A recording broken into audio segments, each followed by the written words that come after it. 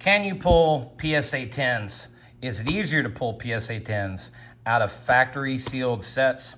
We're going to put that to the test today. This is a 1989 Donruss baseball factory set. It did come out of a sealed case that I had opened, and this is how the cards come in these little cello pack bricks. And you also get two, wow, that rubber band did not hold up very well. You get a couple puzzle pieces. I believe there's enough there for you to complete two puzzles. But as you're going to see, or at least what I think we're going to see, is this is what the tops of these packs look like. These Grand Slammers cards, you can only get these, I believe, in the sealed sets. They're on the front of every one of these packs. These little cellophane packs will be one of these Grand Slammers cards. If you've watched other videos that I've done about the rookie sets from Donruss, the cellophane that they package these with and how much it clamps down on the cards, it can really hurt the cards.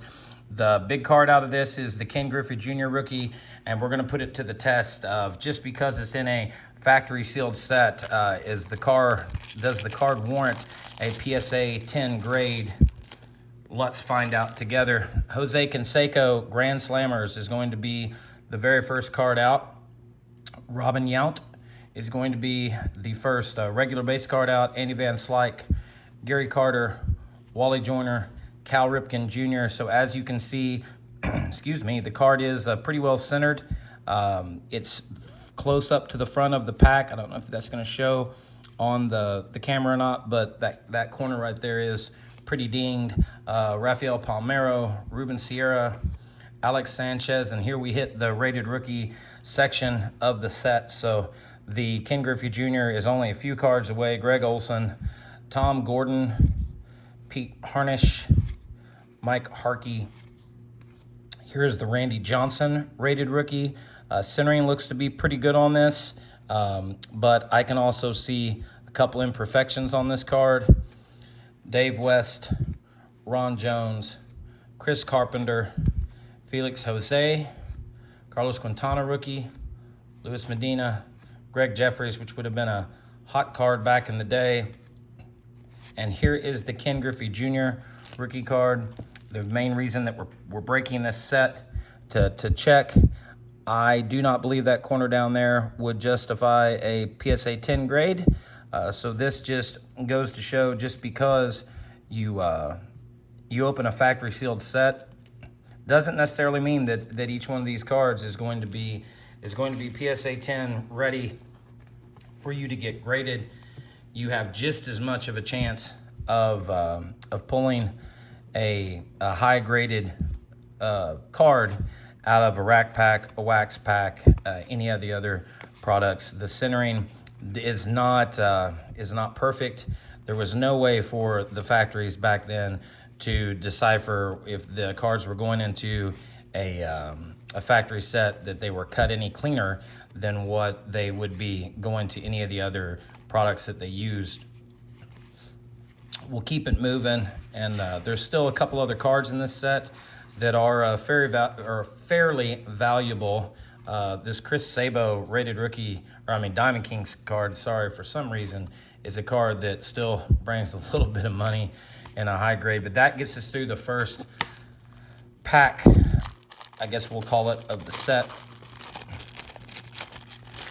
We'll move on to the second group. Mike Marshall, Grand Slammers, is going to be the first one in this run of cards. And you'll get them in backwards order, as you see, 110, 109, 108, and so on and so forth. So there's really no way to tell, Del Murphy, there's really no way to tell what the centering is going to be on the card you're looking for, unless it is the card on the very front of the pack, which rings true to also in the rated rookies, or the rookies, not the rated rookie, the rookie sets as well. Barry Bonds, Jose Canseco, they show up together,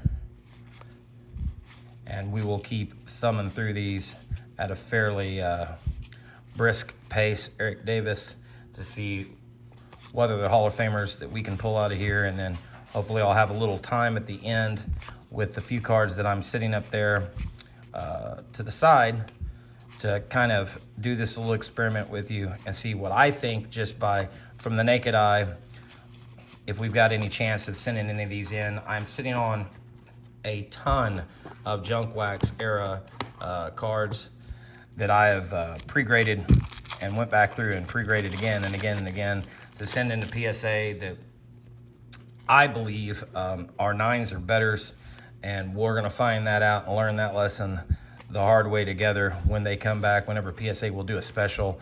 You cannot justify paying more than the Nolan Ryan card, another card that brings a little bit of money in a high grade. You cannot justify sending this stuff off. Look, if this is the set of your dreams, this is a set that you like, or this is the one set, we all have a set, mine's 78 Topps football randomly, that I'm trying to put together a complete PSA set. Will take me probably into retirement age to be able to get that done.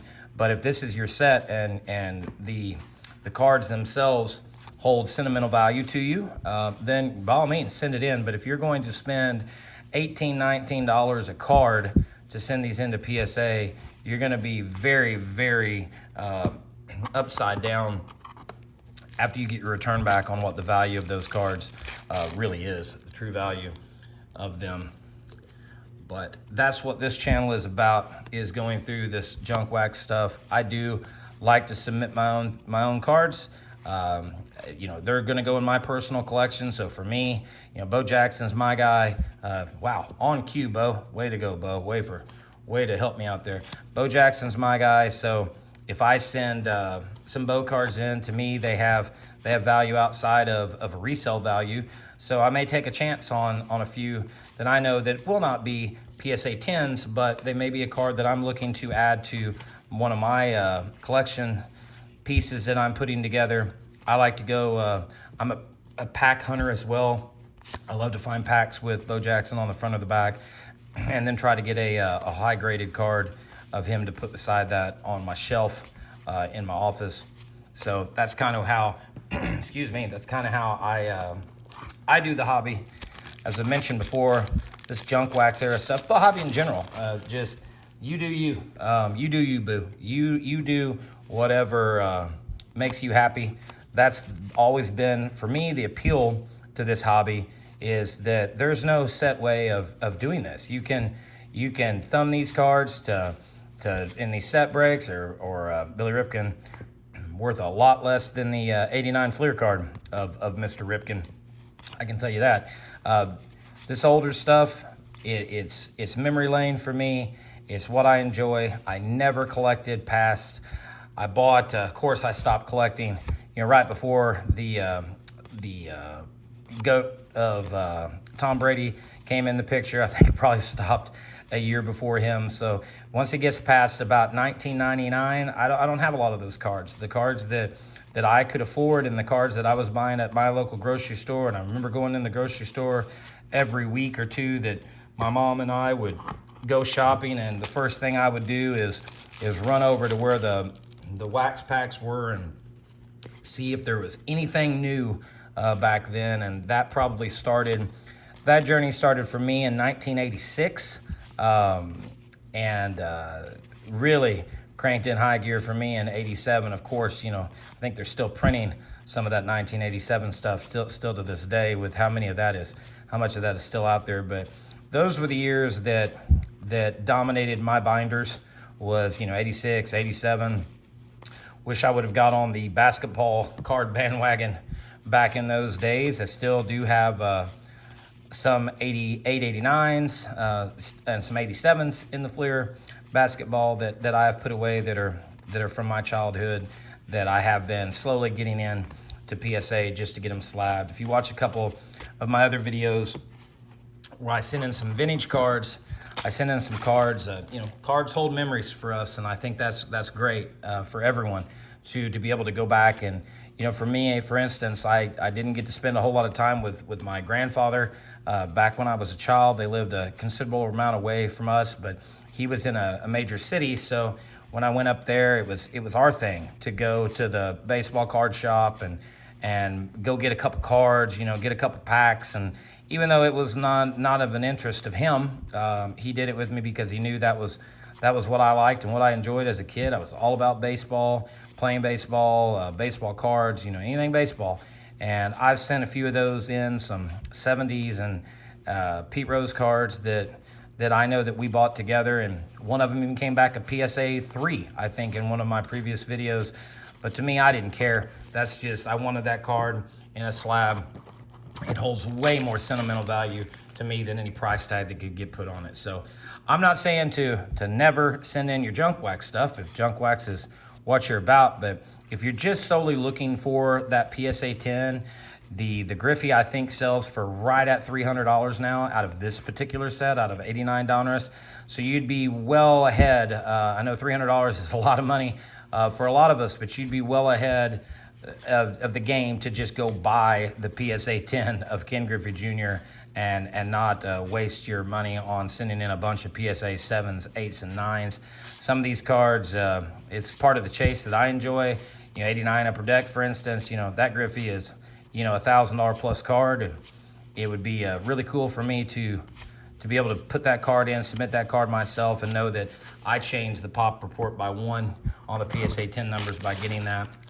Same with any of this stuff. But the things that I'm not into, I do put up on our eBay channel. So Junk Wax Era Gems is our eBay handle. If you are bored after this video and want to kill some more time at work, if that's where you're watching us at today, then feel free to go over there. I price everything that we have on that eBay site at the bottom end of comps or even below comps.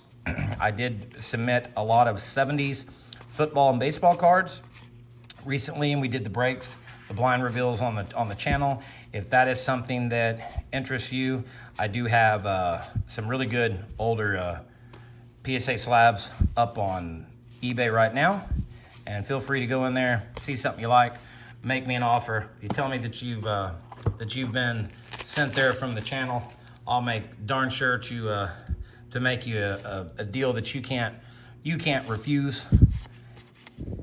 And we're just gonna keep on running through here to see what else we come up with. I've been talking too much to focus to see if we've seen the Nolan Ryan card. I think we have, but we're gonna keep on pressing because I don't want this to be a super long video. It's not what this video is about. This video is about, are you guaranteed a PSA 10 out of a factory set? I do have some other factory sets, some older football and baseball stuff that I am gonna open, cards that I just have been kind of chasing for one reason or another. We're gonna do some early 80s baseball sets probably next week. Do all my filming during the weekends. I am a select softball coach on the weekends. My girls are in the 14U age division now, so as you can imagine, I'm kept pretty busy on the weekends. So all of our new content, unless it's something I filmed on a Friday that I find time to get up on the weekends, is all going to be filmed during the week when I take a break from my day job, which is also selling on eBay, just not sports cards.